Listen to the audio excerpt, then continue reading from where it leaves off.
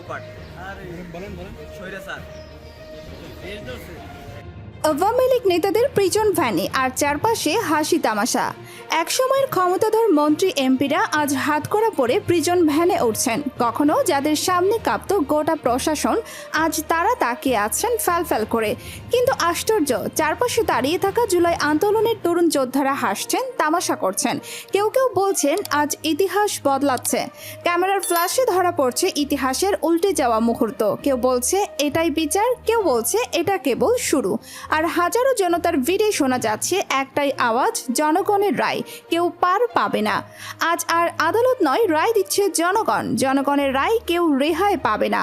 অবশেষে রায় এসেছে আদালত নয়, জনগণের আদালত থেকে। আজ যারা হাতকড়া পড়েছে তারা একদিন দেশের ভাগ্য নিয়ন্ত্রণ করত।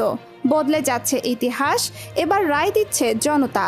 ক্ষমতার মঞ্চে যারা নাটক করত, আজ তারাই নাটকের চরিত্র।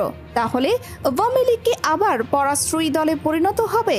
বিগত এক দশকে বহু পর্যবেক্ষক ও বিশ্লেষক বলছেন বিদেশি শক্তির প্রতি উচ্চ মাত্রায় কূটনৈতিক নির্ভরতা, বিশেষ করে প্রতিবেশী রাষ্ট্রের প্রতি ঝোঁক, অভ্যন্তরীণ রাজনীতিতে গণসংযোগের ঘাটতি, বিরোধী মতের দমন, এই কারণে দলটি জনভিত্তির চেয়ে কূটনৈতিক ছত্রছায়ায় টিকে থাকার চেষ্টা করছে বলে অভিযোগ উঠেছে।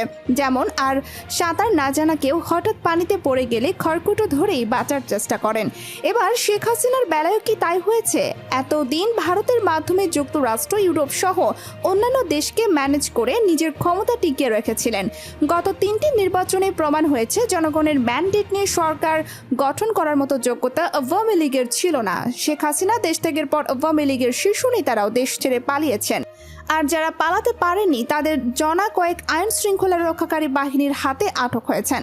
আওয়ামী লীগের 15 বছরের দুঃশাসনকালে বিএনপি সহ অন্য নেতাদের যেভাবে হেলমেট পরিয়ে জেলখানা থেকে আদালতে হাজির করা হতো, আর এখন আওয়ামী লীগের নেতাদের একই কায়দায় সারিবদ্ধভাবে প্রিজন ভ্যান থেকে নামিয়ে আদালতে নেওয়ার দৃশ্য আমরা টেলিভিশনের পর্দায় দেখতে পাই।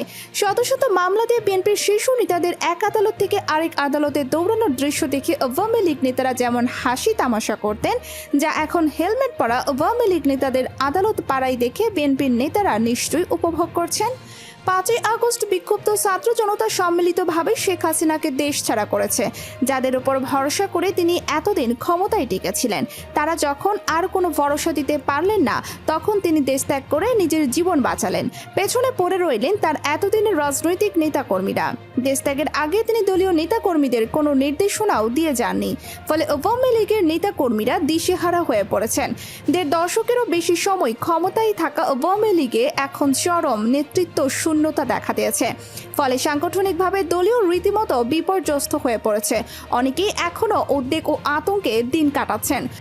দলের শীর্ষ নেতা সহ শেখ হাসিনার এভাবে চলে যাওয়া দলের তৃণমূল কর্মীরা মেনে নিতে পারেননি।